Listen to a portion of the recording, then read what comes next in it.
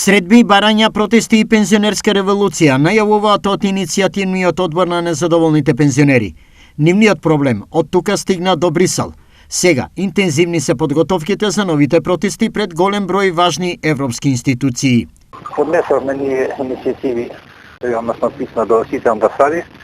За 30 дена треба да се состанеме координативното тело да одредиме датум по групи кои каде ќе протестираат. Значи, периодот точниот датум не можам да го кажам, бидејќи не е се уште не е договорено, ќе биде измеѓу 1 и 10 ноември. Добро, каде се ќе се протестира? Пред Американска амбасада, пред Европска унија и пред некои други амбасади.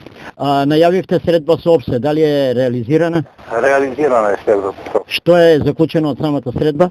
Ќе напишат извештај до Брисел да се изврши притисок за да се реализираат сите меѓубарања. Вие ги известивте ОПСЕ за се? Се комплети за корупцијата и за се. Добро.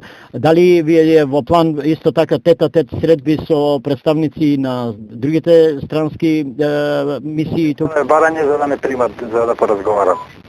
Каде? На кај кого? Холандска амбасада, Европска унија, Америчка амбасада, Англиска амбасада. Имате ли одговор добиено од овие институции? Се уште не, пошто пред 2 дена ги доставите писмата. Се спомна некои нови барања. Дали има нови барања или останувате на овие две есенцијални? Нека остане сега, значи се уште додека не решиме на координативно состанок што ќе се одржи во Свети Никола. Кога? Па за 3-4 дена. Господин Огриновски, дали ова значи символички старт на пензионерска револуција? Еден вид да, бидејќи кажавме и секогаш кажуваме дека нема да отстапиме и ќе се бориме до крај до остварување на нашите пензионерски права. Значи, до сега одевме со тие методи и ќе одиме се уште еднаш ќе пробаме да име со таа метода, но им кажуваме на сите дека пензионерите се старо дрво со големи корења кои не можеш да го обориш, без разлика што политиката мисли